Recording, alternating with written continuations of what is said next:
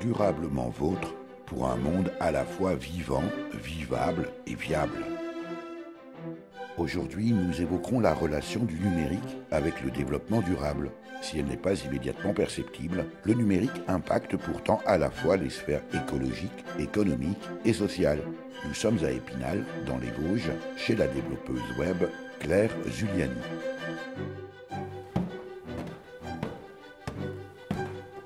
Durablement vôtre, en partenariat avec les radios associatives de Lorraine.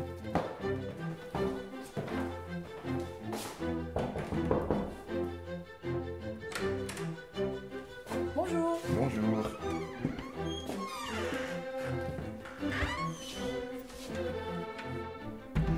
Claire Zuliani, merci de nous recevoir chez vous, ici à Épinal. Alors vous êtes développeuse web à votre compte, mais surtout vous entretenez un lien particulier avec le développement durable. Oui, tout à fait. Je suis développeuse web à mon compte depuis 1 an, mais je travaille surtout sur des projets qui sont en lien, on va dire, plus ou moins proche avec le développement durable. C'est-à-dire que j'ai une sensibilité qui est assez proche des domaines de l'économie sociale et solidaire. Donc je suis attentive aux questions d'inclusion, de web responsable, d'éco-conception éventuellement. Ce sont des questions qui m'intéressent et que j'essaye de creuser à travers mes projets. Alors ça, on va avoir un peu de temps pour précisément le creuser, mais en préparant cette émission, Claire Zuliani, vous m'aviez prévenu avoir peut-être parfois un vocabulaire un peu technique. À l'instant même, vous venez de parler d'inclusion, ça veut dire quoi ? Inclusion, je l'entends au sens où certains outils sont pensés sans penser justement aux personnes auxquelles ils sont destinés. Il y a beaucoup de projets web qui sont issus de start-up, par exemple. On parle beaucoup de Startup Nation en ce moment, qui peuvent être pensés un peu hors sol, sans inclure, sans intégrer la personne à qui c'est destiné en amont du projet. C'est-à-dire la technique un peu pour la technique, quoi. C'est ça, c'est un peu de ça. C'est non seulement la technique pour la technique, mais aussi quelqu'un qui a une brillante idée en tête, mais qui ne sait pas vraiment si ça répond à un réel besoin. Alors, le web, évidemment, c'est tout ce qui a lieu, tout ce qui a trait à l'Internet, à la fabrication de sites aussi, j'imagine. Est-ce que ça veut dire, Claire Zuliani, que vous refusez, par exemple, de travailler pour un client qui, je ne sais pas, moi, vendrait, par exemple, des voitures très polluantes ? Alors, j'ai pas encore eu l'occasion de refuser ce type de projet-là. Ça, c'est un luxe. C'est un luxe. Ça m'est arrivé de grincer un peu des dents sur des projets que j'ai pu mener par le passé à un moment où j'étais employée dans une agence et non pas à mon compte. Alors, une agence de communication. Une agence de communication qui était plutôt spécialisée web, donc j'étais développeuse pour eux. Et il y avait certains projets où je sentais qu'on était un peu, parfois, qu'il y avait des demandes des clients un peu limites sur des données. Il y a des projets que l'agence a refusés et je leur remercie. Et d'autres où ça allait encore, mais on était sur une pente qui pouvait être un peu dangereuse. Ça, c'est le lot souvent des agences de communication qui vont travailler leurs créatifs en les stressant beaucoup parce qu'ils ne sont pas forcément en adéquation avec leurs propres valeurs. Alors, j'ai dit tout à l'heure qu'on était dans vos bureaux. En fait, le bureau, Claire Zuliani, c'est un appartement, c'est votre appartement, c'est une pièce de votre appartement parce que, en tant que développeuse, pas forcément besoin d'un immense atelier. On est au centre-ville d'Épinal. Et votre bureau, Claire Zuliani, c'est bien sûr des ordinateurs, plusieurs écrans, mais il y a aussi 2 vélos. On est pourtant à l'étage. Il y a une plante verte, il y a des sacs de couchage sur une étagère, et puis il y a un chat. C'est votre environnement, c'est votre lieu de travail. Oui, c'est mon environnement depuis 1 an, depuis que je suis à mon compte. Avant, j'avais travaillé uniquement en open space ou dans un espace de coworking. Et là, c'est vrai que depuis 1 an... Il y a quand même 2 anglicismes dans la même phrase. Open space, espace de coworking, tout à fait. Open space, espace ouvert où on est plusieurs dans une même salle. Espaces de coworking sont des espaces de bureaux partagés, mais qui là sont entre des personnes qui sont soit à leur compte, soit employées par des entreprises différentes. Alors là, vous êtes en coworking dans un open space qui est une pièce et avec votre collaboratrice qui est un chat qui s'appelle comment du reste? Qui s'appelle Maki, mais pas comme les choses qui se mangent, CKY. Mais on a hérité de ce chat-là avec déjà ce nom-là. Bon, c'est pas le sujet du jour. Le sujet du jour, Claire Giuliani, c'est votre activité de développeuse web. Pour que l'on comprenne bien votre travail, peut-être quelques exemples? Alors, ces derniers temps, j'ai travaillé notamment avec une association ici, d'Épinal, sur un site qui était plutôt une application. Par application, je parle d'application plutôt que de site, parce qu'une application, pour moi, est un outil. Un site va plutôt être un site vitrine, on va présenter des contenus statiques, présenter une entreprise. Une application, c'est plutôt un outil, une plateforme que des personnes utilisent pour se relier les unes aux autres, pour agir les unes avec les autres. Et donc là, il s'agissait d'une application qui a été créée avec un groupe de futurs utilisateurs, en l'occurrence des personnes de cultures étrangères qui habitent à Épinal et qui sont arrivées depuis peu. Et l'application en question avait pour objectif de mettre en relation des personnes de cultures différentes autour d'activités. Donc c'est clairement un site de rencontre, mais pas du tout du genre mythique. Là, il s'agit vraiment d'axer sur le côté interculturel, donc en mettant en avant les langues qui sont parlées. Il y avait un gros travail de fait également au niveau de l'ergonomie. C'est pour ça que c'était important de travailler avec des personnes qui ne parlent pas la langue, puisque ça nous a permis d'utiliser du vocabulaire le plus simple et le plus compréhensible possible sur toute l'application. Le travail aussi consistait à choisir judicieusement les icônes pour que ça parle à toutes les cultures et qu'il n'y ait pas non plus d'icônes qui puissent heurter des sensibilités. Donc aussi bien que ce soit compréhensible et que ce soit aussi acceptable par tout le monde. Et ce projet-là a été lancé le 15 mars. Dans les autres projets, j'ai travaillé dernièrement sur, et là ça va encore être bourré d'anglicismes, mais ce sont les termes vraiment qui sont utilisés, sur une marketplace, donc une place de marché. Voilà, une place de marché d'échange de services entre entreprises dans le domaine des ressources humaines. Et ça, c'était pour une association qui est parisienne, et ça a été un projet qui a été mené au sein d'un réseau d'indépendants, de professionnels du web qui s'appelle APIDEV, qui est sur toute la France. Et donc c'était la première fois que je menais un projet avec eux, et cette fois c'était un projet vraiment en équipe, on était 5 personnes, donc sur des postes très différents, alors que le projet précédent, nous étions en binôme, donc un graphiste et moi. On comprend mieux à la fois votre sensibilité, Claire Giuliani, et puis votre domaine d'intervention. C'est souvent d'ailleurs ce que l'on peut reprocher à des gens qui interviennent dans le web, où ce sont des techniciens purs, fascinés par le codage, par exemple, et la fabrication d'outils, sans se préoccuper finalement de l'usage qu'on en a. Vous, c'est presque une entrée, je veux dire, plus par l'humain. Oui. Vous m'interrompez, vous me corrigez si je me trompe, et finalement l'informatique au service de l'humain. Tout à fait. Disons que l'aspect engagé est un aspect qui a vraiment irrigué tout mon parcours. Alors ça me donne envie d'en parler dès maintenant, alors que c'est prévu pour la fin de l'émission. Mais ça donne aussi pas mal d'explications sur la raison pour laquelle j'en suis là où je suis et sur la focale particulière. Mais est-ce que ça change quelque chose dans l'usage que vous faites du web, de l'Internet?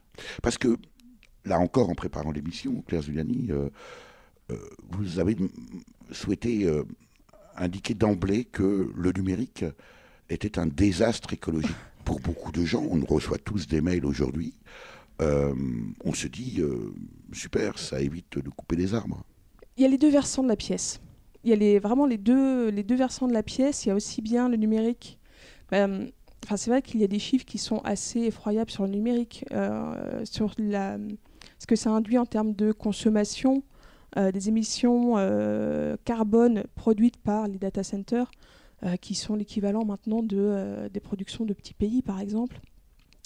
Mais il y a aussi, suivant comment on regarde le numérique, il y a aussi ce côté positif, non seulement des économies qui peuvent être possibles parce que le numérique peut éviter des déplacements, parce que le numérique permet d'éviter d'imprimer toute la dématérialisation, c'est compliqué comme mot, permet aussi pas mal d'économies.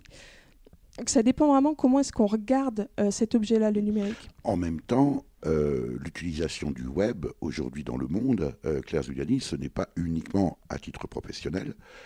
Et on sait aussi que la plus grande part d'utilisation du web, c'est le sexe. Alors, j'ai pas de chiffres précisément sur ce domaine-là. Moi non plus, mais je le sais. D'accord. Ça, c'est pour moi une question presque de modèle économique. Effectivement, la plupart des industries du web qui se sont emparées du numérique, pour beaucoup d'industries, c'est avant tout un moyen de faire de l'argent. Mais depuis ses débuts, en fait, le numérique est un peu une espèce d'hydre à deux têtes irréconciliable.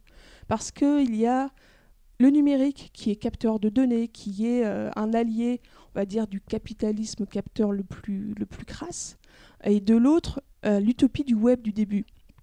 Et cette utopie-là est encore portée par toute une frange des personnes actives dans le web, et est plutôt une utopie de comment est-ce qu'on redonne de la capacité d'action aux gens, comment est-ce qu'on partage ensemble de façon libre, mais pas libre comme libre-échange, libre en termes de générosité et de réexploiter, réutiliser des choses qui ont été construites par d'autres personnes.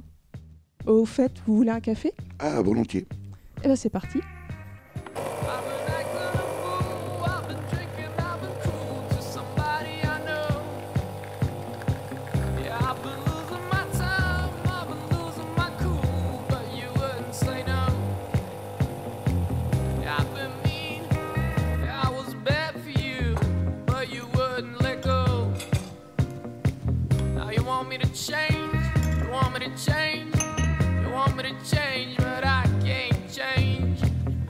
I've been acting a fool, I've been drinking, I've been cruel to somebody I know.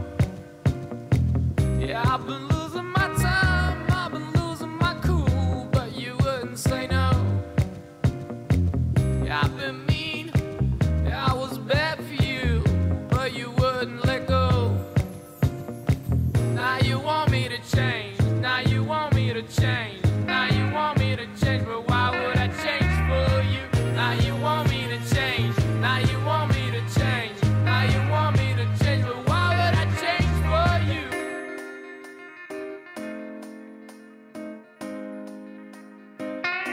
Durablement vôtre, Éric Mutschler.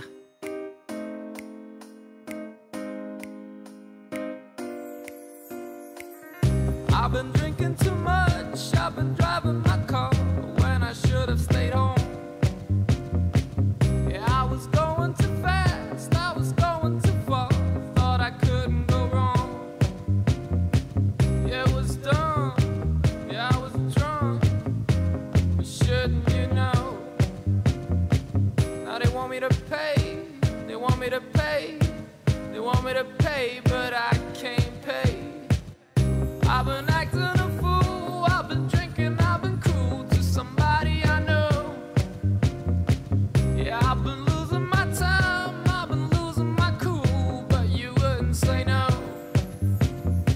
Now you want me to change, now you want me to change, now you want me to change, but why would I change for you?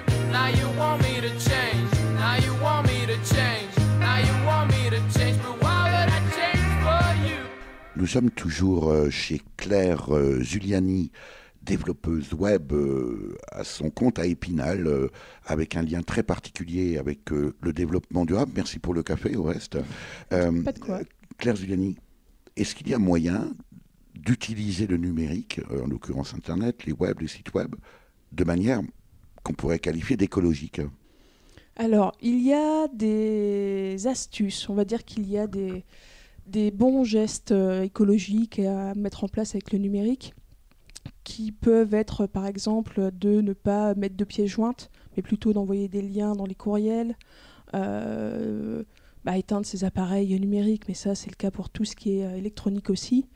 Mais ce que je trouve intéressant au-delà de ça, pour moi c'est toujours compliqué de se reposer sur les individus pour vraiment baisser leur consommation numérique. Pour moi, il y a tout un système qui est en jeu dans la consommation ou dans une approche plus écologique du numérique. Au niveau des infrastructures, par exemple, il existe maintenant des data centers, c'est-à-dire des fermes de serveurs qui hébergent des sites web, qui, au maximum, essayent d'avoir une empreinte carbone proche du zéro.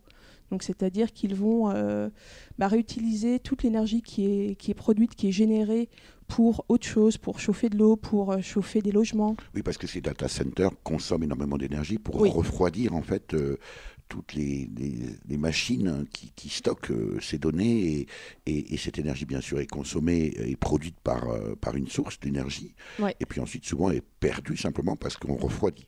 C'est ça, c'est tout à fait ça. Mais à côté de ça, ce qui me semble aussi intéressant avec le numérique qui peut permettre un usage écologique, non pas du numérique en tant que tel, mais des usages. En fait, ce sont plutôt les usages du numérique qui peuvent conduire à des comportements qui sont plus écologiques. On peut penser par exemple à tout ce qui va être économie collaborative ou économie circulaire, qui est facilité par le numérique. En ce que le numérique permet de faciliter des échanges et de mettre en commun aussi des ressources bien plus facilement qu'auparavant. Sans compter évidemment la facilité des moyens de communication, etc. Et ça, c'est quelque chose que je trouve particulièrement intéressant, vraiment ce changement de paradigme qui est induit par l'usage du numérique. Le covoiturage, par exemple, a vraiment gagné beaucoup, c'est vraiment amplifié grâce aux plateformes numériques. Par contre, c'est vrai que ça peut être aussi, on va dire, il peut y avoir des effets rebonds à ces usages-là. Oui, parce que par exemple le covoiturage, ça n'empêche pas les voitures de circuler, puis ça vide les trains. Exactement. Exactement. Il y a des études, il me semble, qu'on peut trouver, la FING notamment, qui s'est penchée sur ces questions-là et qui a édité il n'y a pas si longtemps que ça, il y a une dizaine de jours, un livre blanc, transition numérique, transition écologique, pour voir de quelle façon la transition écologique pouvait s'appuyer sur le numérique et qui parle de ces fameux effets rebonds. Donc, notamment dans le domaine du covoiturage, en disant qu'il y a un effet d'opportunité qui est créé aussi par les plateformes de covoiturage. La FING se demande également, la FING, Fondation Internet Génération, donc c'est vraiment un institut qui se focalise sur ces questions du numérique, se demande même si le Bon Coin, par exemple, qui logiquement devrait permettre le réemploi, finalement, c'est aussi une autre façon de consommer, de pousser à consommer encore plus. Alors, ça me fait penser aussi, Claire Zuliani, à ces applications, à ces sites web qui fleurissent aujourd'hui pour presque tout et n'importe quoi. Comme par exemple, je ne vais pas citer de nom, mais on peut probablement les retrouver facilement sur Internet. Le fait de, par exemple, s'échanger ces magazines. Alors que, finalement, on peut descendre d'un étage, aller boire un verre dans une auberge ou dans un café. Et puis, si j'ai fini de lire mon article ou mon magazine, je le pose, je le mets à disposition de tout le monde. On n'a pas forcément besoin d'Internet pour ça. Et finalement, on s'aperçoit, on peut presque se poser la question de savoir dans quelle mesure, sous prétexte de lien social, l'Internet n'est pas en train de le briser précisément. Alors là-dessus, je ne vous rejoins pas entièrement, pour le coup. Pour moi, les deux sont complémentaires. Il y a toujours un intérêt à avoir une proximité réelle et directe dans la vie réelle. J'ai l'expression IRL, in real life, qui me vient en tête. Mais ce sont des usages qui peuvent vraiment être complétés aussi par le en ligne. Je sais, moi, autour de moi par exemple, j'ai des amis qui, pendant leur adolescence, étaient extrêmement isolés et se sont trouvés une famille sur le net, en intégrant des forums de discussion, ce qui leur a aussi permis de s'épanouir, de grandir dans un environnement qui était parfois plus sûr que chez eux. Donc ça, c'est un exemple un peu extrême, mais il y a une vraie complémentarité à mon sens. Les personnes peuvent être plus à l'aise. C'est à mon tour de ne pas être tout à fait d'accord avec vous, Claire Zuliani, parce que on connaît tous aussi ces scènes où, attablés dans un restaurant, les convives, au lieu de se parler, sont tous soit en train de prendre en photo leur plat pour les poster sur Facebook, ou alors de chatter avec quelqu'un à l'autre bout du monde au lieu de discuter tous ensemble. L'effet pervers du net. Ça peut être un des effets pervers du net, mais je ne suis pas sûre que ça brise des sociabilités, ça en construit de nouvelles. À mon sens, c'est plutôt ça. Des nouvelles sociabilités que moi-même, je ne mesure pas forcément entièrement. Je suis trentenaire, donc je suis à mi-chemin, je dirais, entre deux générations. Internet est apparu à l'époque où j'étais adolescente. Donc je perçois certains des usages, je perçois de nouvelles formes de sociabilité pour moi-même les expérimenter. Il y a certaines fois, effectivement, où où les usages débordent et où l'addiction est trop forte. Mais ce phénomène d'addiction, ça fait partie, on va dire, de choses qui sont dues à une certaine conception du web, à une certaine conception du numérique. Au point que les adolescents d'aujourd'hui, en moyenne aujourd'hui, passent moins de temps à l'extérieur qu'un prisonnier dans sa cellule. Alors je m'explique, quand je dis un prisonnier dans sa cellule, c'est évidemment en promenade. On dit qu'aujourd'hui, un jeune en moyenne passe moins de temps dehors qu'un prisonnier en promenade. Alors ça, je n'ai pas non plus, je ne sais pas exactement quelles sont vos sources là-dessus. Le lien, en revanche, du chiffre. Claire Zuliani, en tant que développeuse web, est-ce que vous ne vous compliquez pas énormément la vie? Évidemment, c'est tout en votre honneur, mais est-ce que ça vous permet d'avoir des activités, des clients qui sont dans cette préoccupation honorable de l'usage du numérique face aux enjeux du développement durable et de l'environnement? Première question. Deuxième question, est-ce que ça ne reste pas affreusement marginal comme préoccupation aujourd'hui? De moins en moins marginal. De moins en moins marginal, déjà pour commencer, dans l'écosystème même des personnes qui font le web. Actuellement, il y a de plus en plus d'anciens cadres, par exemple de Facebook ou de Google, qui sortent des entreprises et qui viennent raconter aux médias qu'ils sont horrifiés eux-mêmes de ce qu'ils ont fait, de ce qu'ils ont produit. Ça me fait penser à un inventeur dans un autre domaine, ouais. Des dosettes en aluminium oui, et plastique mélangé, réutilisé ensuite par des grandes marques, mais qui lui-même a été effrayé par la quantité de déchets que son invention a produite. Mais c'est un autre domaine, mais ça s'approche assez de votre propos. Le phénomène est assez proche, effectivement. Et c'est vrai que depuis, on va dire 2 ou 3 ans, il y a de plus en plus de discussions sur l'éthique du web, sur la nécessité peut-être de développer un code de déontologie également du web. Ce sont des discussions qui avaient commencé à émerger il y a longtemps, mais qui reprennent vraiment une vigueur neuve actuellement. Et c'est vrai que autant auparavant, quand on parlait de numérique, quand on parlait de web, il s'agissait de faire des petits sites vitrines qui étaient totalement inoffensifs. Mais maintenant, il s'agit d'équiper des voitures autonomes, par exemple. Le numérique est aussi pénétré très fortement dans les hôpitaux, dans la justice, dans les systèmes de votation. Donc il y a une responsabilité qui est extrêmement forte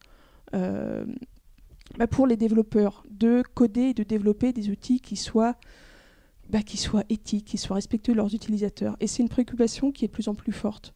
Donc dans la communauté professionnelle, et merci de vous soucier de mon activité, effectivement, il y a aussi de plus en plus de personnes qui sont conscients des dérives potentielles du numérique et qui veulent un autre numérique, qui veulent retrouver un autre esprit du numérique ou sauvegarder, ne serait-ce que sauvegarder la neutralité du net, par exemple. Donc il y a des batailles qui continuent, il y a des forces qui sont contraires, mais j'ai l'impression que nous sommes de plus en plus nombreux. Alors peut-être du côté des développeurs, est-ce que du côté de la clientèle, que ce soit les particuliers ou les entreprises ou les collectivités, est-ce qu'il y a cette même préoccupation, Claire Zuliani? La préoccupation est présente et d'autant plus quand elle est appuyée également de garants législatifs. Là, le règlement général de protection des données qui va entrer en œuvre à partir du mois de mai va faire beaucoup aussi pour sensibiliser les entreprises sur des questions de respect de vie privée, de respect des données. Donc la sensibilité est de plus en plus forte, mais il faut aussi qu'elle soit accompagnée de vraies directives ou de vraies obligations, on va dire, plutôt légales.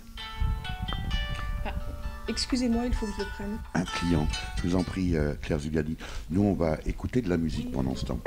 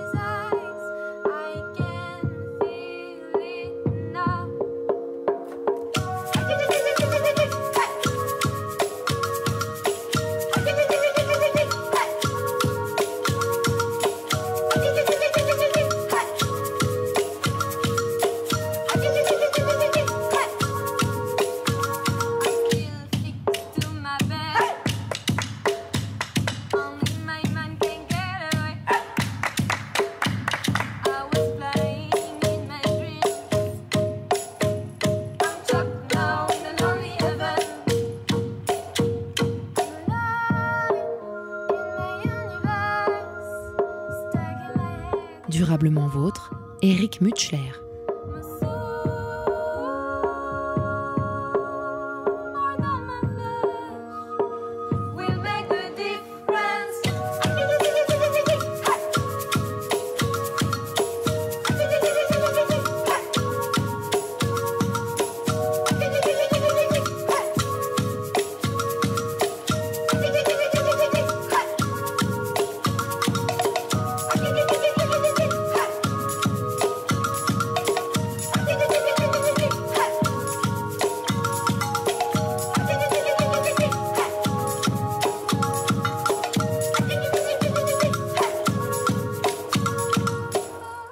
Alors, Claire Zuliani, c'était un client, cet appel? Oui, tout à fait. C'est une personne en fait qui m'avait déjà contacté, qui voulait mon avis sur un outil open source. Donc open source, ça veut dire avec le code qui est ouvert, qui est accessible et qui peut être transformé par la suite. Et il se trouve qu'ils veulent fédérer, mettre en commun un outil pour gérer différents lieux sur l'île. Donc des lieux qui seraient des tiers-lieux, donc des lieux ouverts où on peut mener différentes activités. Et ils ont un outil en tête et ils souhaitaient mon avis sur le code. Et vous avez donc des clients sur l'île, alors même, Claire Zuliani, que vous êtes développeuse web à Épinal, à votre compte, et on évoque avec vous justement l'interrelation entre le numérique et le développement durable. Alors, vous nous expliquez que jusqu'à présent... et le chat nous écoute avec beaucoup d'attention, qu'il y avait cette double entrée, à la fois le web très consommateur d'énergie avec un impact très négatif sur l'environnement, mais le web, toujours d'après vous, peut aussi être un outil utile pour la transition. Tout à fait, puisqu'il y a des outils qui sont aussi adaptés à des démarches de transition. Des outils qui vont être respectueux des usages, qui vont donner plus d'autonomie, tout en étant extrêmement légers. Donc moi, c'est le type d'Internet que j'ai tendance à promouvoir.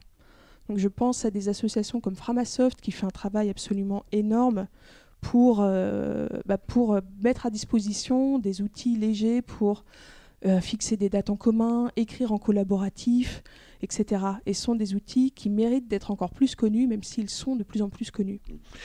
Claire Zuliani, est-ce qu'on peut imaginer, un peu comme dans l'alimentation, parce que finalement, quand on va acheter ses légumes ou sa viande, on peut être sensible à l'impact à la fois pour la santé humaine, mais aussi sur l'environnement. Et donc, on va plutôt, pour ceux qui le sont, sensibles vers des produits bio. Et là, on a le label AB, par exemple, ou au niveau européen. Ou alors, le plus judicieux, c'est encore d'aller voir le producteur et d'acheter en circuit court. Est-ce qu'on peut imaginer une démarche similaire, labellisée pour le commun des mortels qui n'a probablement pas votre technicité, et de se dire, voilà, si j'utilise telle ou telle application ou tel service Internet numérique, eh bien, j'ai le sentiment de contribuer à réduire mon empreinte et mon impact sur l'environnement? Alors, sur des questions qui agitent également l'écosystème du numérique, sur cette idée de label, mais pour le moment, on n'arrive pas à arriver à un consensus sur ce que doit être ce label, ce qu'il doit recouvrir, à quoi il doit permettre d'accéder. Par contre, il y a des signes qui mériteraient d'être mis en avant, qui sont gages, on va dire, d'une certaine qualité en lien avec le développement durable, qui sont notamment l'ouverture des logiciels, l'ouverture des sites. Donc, tout ce qui va être démarche open source et open data, open source, dont je parlais tout à l'heure. Alors là, on marque une pause, Claire Zuliani. Oui. Vous allez nous expliquer bien dans le détail ce que signifie un site ouvert, parce qu'évidemment, il n'est pas question de rentrer dans le site comme dans un magasin, évidemment.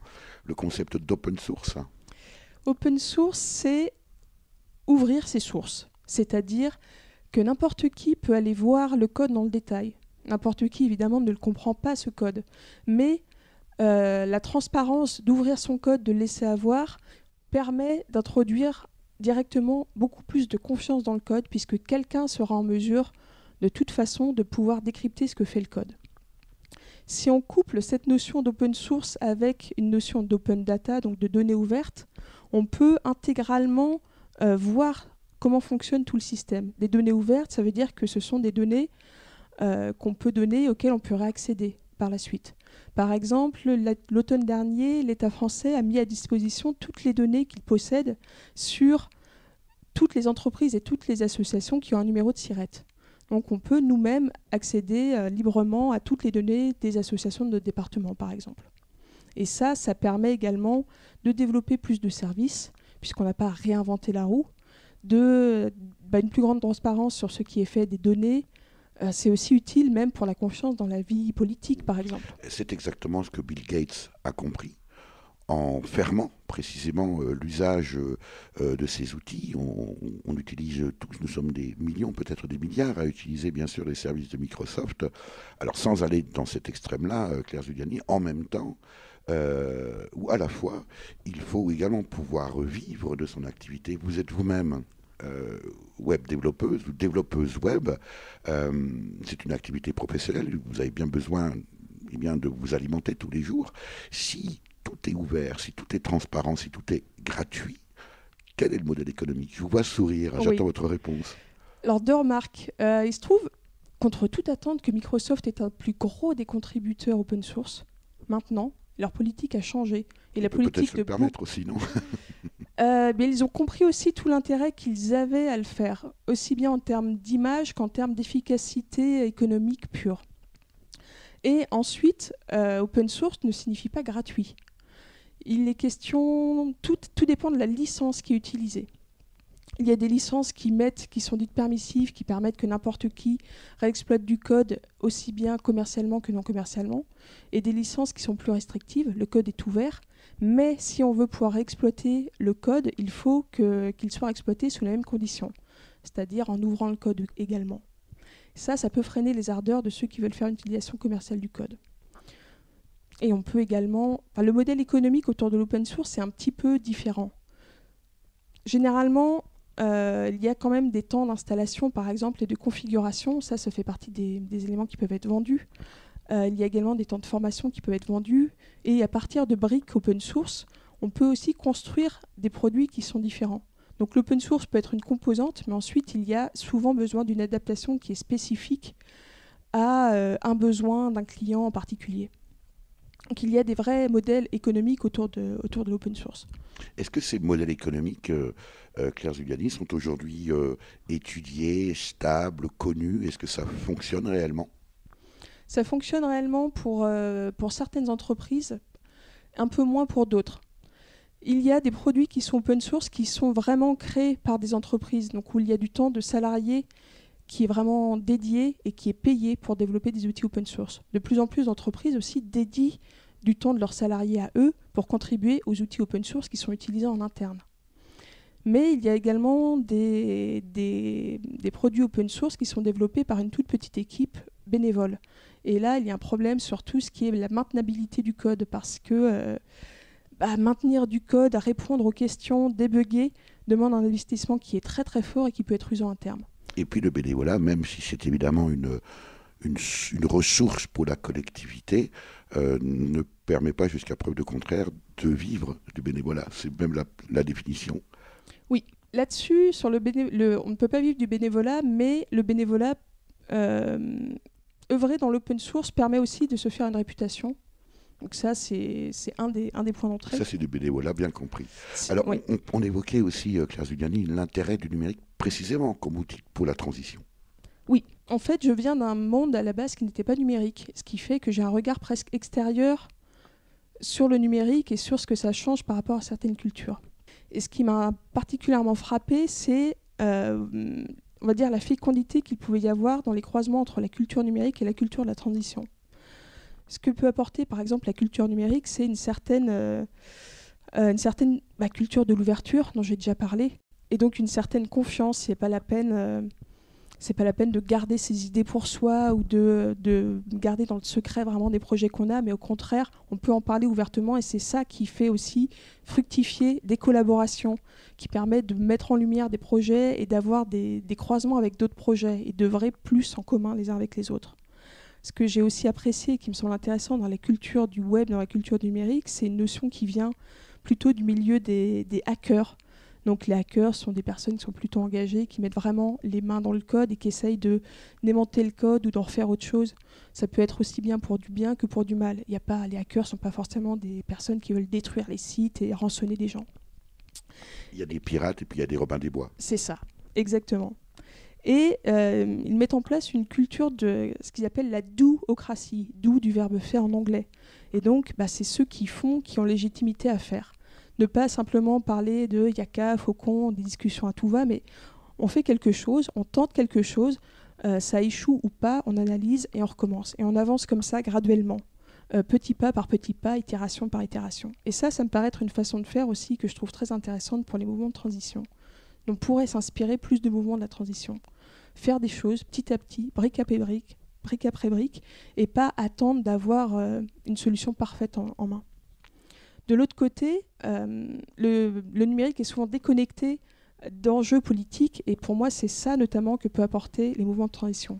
Peut-être un supplément d'âme aussi, une orientation plus ferme et plus directe. Quand les ombres du soir chevauchent sur la lande, avec dans leur passeport Sherwood ou Brocéliande, quand les elfes titubent sous l'alcool de sorgho, dans les cercles succubes de la lune en faisceau, quand les vents de minuit décoiffent les serments des amants sous les aulnes d'un hôtel flamand, quand tes visions nocturnes t'empêchent de rêver et couvrent ton sommeil d'un voile inachevé, je n'ai plus de mots assez durs pour te dire que je t'aime. Quand les chauves-souris flirtent avec les rossignols dans les ruines d'un royaume où mon crâne est mongol, quand les syndicats brûlent nos roches et nos démos pour en finir avec le jugement des salauds, quand un petit jongle avec nos mots sans nom dans le bourdonnement des câbles à haute tension, quand tu m'offres épuisé sous l'œil d'une opaline les charmes vénéneux de tes fragrances intimes, je n'ai plus un de mots assez durs pour te dire que je t'aime. Quand les théâtres antiques recèlent nos orgies, satin d'œil au Caire Coca Pack City, quand nos murs se recouvrent de hiéroglyphes indiens, avec nos voix blafardes en feedback au matin, quand tes mangoustes viennent avaler mes couleuvres dans ces nuits tropicales où rugit le grand œuvre, quand l'ange anthropophage nous guide sur la colline pour un nouveau festin de nos chairs androgynes, je n'ai plus un de mots assez dur pour te dire que je t'aime.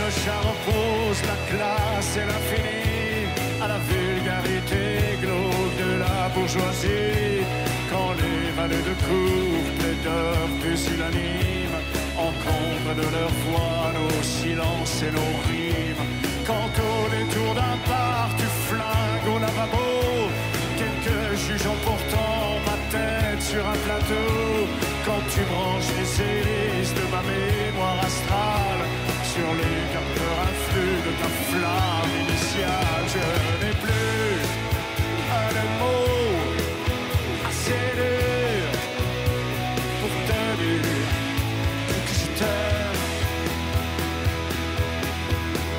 Quand les traces de Rorschach sur la tôle ondulée, cerveau maître à tester l'autochtone humilié, quand sur la Moleskine les limousines en liesse ils envient en fumant leur mucho coronesse, quand les cris de l'amour croisent les crocs de la haine dans l'encyclopédie des clameurs souterraines, quand je rentre amoché, déglingué, dézingué, en rêvant de mourir sur ton ventre mouillé, je n'ai plus un mot assez dur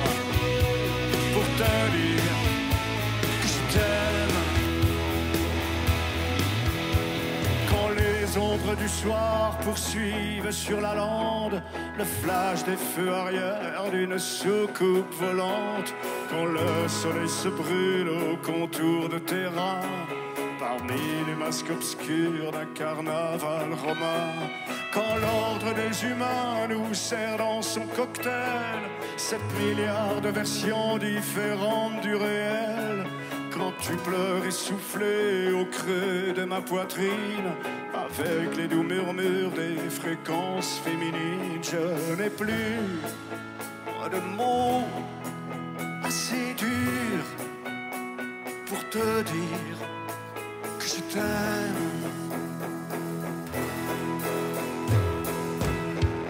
Claire Zuliani, vous êtes développeuse web ici à Épinal, vous êtes à votre compte, et puis comme votre nom ne l'indique pas, vous êtes bretonne.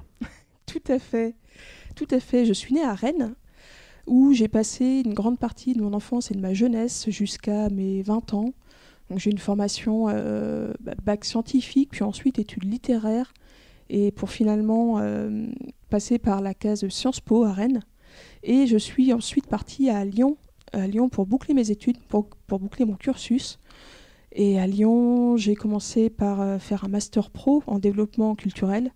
Puis j'ai été embauchée pendant 4 ans par une association lyonnaise, donc sur des postes d'administration et de communication. Et c'était une association qui travaillait sur le champ des arts numériques. Alors justement, j'allais dire, on attend bien sûr le lien, ce point de transition entre votre formation initiale plutôt tournée vers la culture et puis le numérique. Comment ça s'est passé ? Alors le terme art numérique peut donner déjà un indice. Disons que sur des postes de communication, sur le poste de communication que j'occupais, j'étais frustrée parce que je n'avais pas la maîtrise des outils que j'utilisais et que j'avais l'impression vraiment de pouvoir faire... en sachant coder, je pourrais faire plus, œuvrer plus. Et le fait que je travaille dans les arts numériques m'a amené à faire quelques ateliers autour du code créatif. Et c'est comme ça que j'ai pu voir que c'était une matière qui me plaisait. Alors c'est quoi le code créatif, Claire Zuliani ? Le code créatif, c'est du code qui permet de générer des images, du mouvement. Ça peut être du code qui est utilisé pour faire des installations interactives. Donc des lignes de code qui permettent de créer des arbres mouvants, etc. etc. Donc ça, c'est des toutes petites bases. On peut faire des choses très intéressantes avec du code créatif. Ça veut dire que vous êtes arrivée au numérique par la frustration, Claire Zuliani ? Par la frustration d'un côté et par une certaine lassitude du milieu associatif et du milieu culturel de l'autre. Pour quelle raison ? J'avais 28 ans, je commençais à avoir d'autres aspirations dans ma vie personnelle, besoin de plus de temps, besoin de plus de moyens financiers.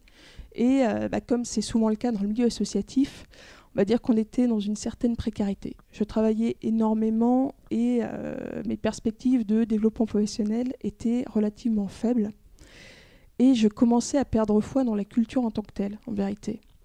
Je ressentais le besoin d'avoir une action qui était peut-être plus frontale et plus directe. Mais avant tout, c'était la fatigue qui me gagnait et j'ai ressenti le besoin de changer d'emploi, de changer complètement de voie et de me reconvertir ailleurs. Je savais que le code m'intéressait, je savais que c'était un secteur qui était plus porteur et je sentais qu'il y avait moyen, malgré tout, à un moment, de me rattacher à mes aspirations premières de changement sociétal, mais cette fois à travers le code. Le code pour changer le monde. Oui. Claire Zuliani, aujourd'hui, comment vous avez à ce moment-là acquis précisément cette compétence dans le numérique ? Je suis bêtement et simplement retournée sur le banc de l'école. Donc je suis retournée à la fac, j'ai négocié une rupture conventionnelle avec mon employeur de l'époque et pendant 1 an, je me suis formée au numérique en DUT, en année spéciale, donc les 2 années en une. Puis ensuite, j'ai effectué un stage dans une agence. Puis ensuite, j'ai fait une licence pro dans cette même agence, donc en alternance. Et c'est l'agence dans laquelle j'étais m'a embauchée. Et donc j'ai passé 3 ans et demi dans une agence de communication lyonnaise. Et c'est auprès d'eux, auprès de leur équipe, que j'ai vraiment appris le métier de développeur. Et vous êtes une rebelle ? Une rebelle, non, c'est beaucoup dire. C'est presque un cliché, le cliché des trentenaires actuels qui cherchent à changer de voie et à remettre du sens. Alors je pose la question autrement, Claire Zuliani. Cette envie néanmoins de changer le monde et cet attachement à l'écologie et au développement durable, ça vient d'où ? Ça vient évidemment d'une frustration par rapport à certains aspects du monde actuel, on va dire. C'est-à-dire, en particulier? En particulier, de façon très globale, je pense qu'il y a beaucoup de ressources. On sait, il y a vraiment des chiffres là-dessus que le monde du travail est de plus en plus productif, qu'on produit de plus en plus de valeur. Et bizarrement, cette valeur est de moins en moins bien répartie. Donc il y a déjà cet aspect-là qui me chagrine fortement. Finalement, c'est pas forcément tant que l'écologie que ça, disons que c'est l'écologie intégrée dans un ensemble de problèmes qui sont des problèmes sociaux dans un sens large. Et c'est ces questions-là qui m'intéressent. L'invité de Durablement Vôtre, coup de gueule ou coup de cœur?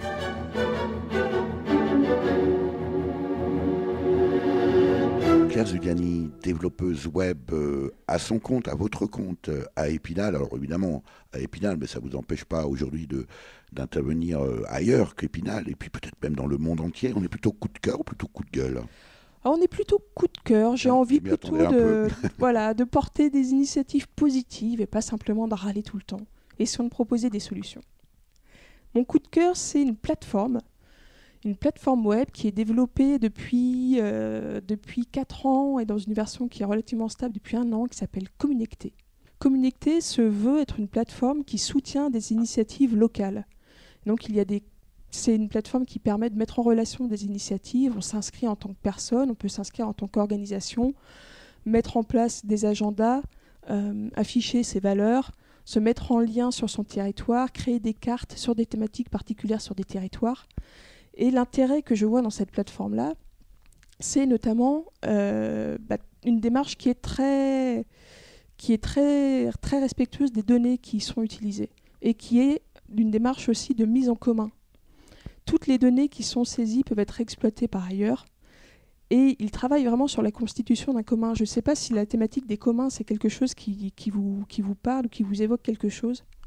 J'allais vous proposer de le préciser, Claire Zuliani.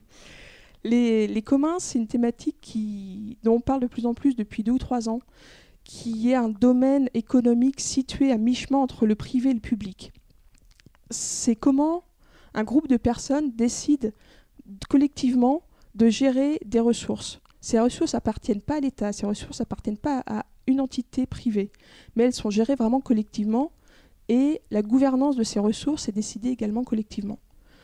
En l'occurrence, dans mon domaine, il peut s'agir aussi bien de communs de données, donc des données qui sont gérées collectivement. Ça peut être des données même de comment est-ce qu'on capte des indicateurs sur la pollution dans une ville, par exemple. Et ça doit faire partie de données qui sont communes. Ça peut être aussi du code qui est commun. Et Communecté est une plateforme qui a vraiment ces usages-là en tête. On collecte des données, mais ces données, elles sont transparentes et elles peuvent être exploitées à d'autres escients et peuvent être exploitées par d'autres plateformes qui respectent également la même ligne de conduite. Claire Zuliani, il y a très nettement aujourd'hui une espèce de fracture presque antinomique et surtout irréconciliable entre un usage extrêmement privatif, vous disiez en début de reportage, avec une dimension fortement capitalistique, je rajouterais presque égoïste, et puis une recherche, au contraire, communautariste de la démarche. Comment voyez-vous le monde de demain? Alors, de 2 manières. En tout cas, ma question a 2 angles. Votre souhait, votre vœu, et puis, de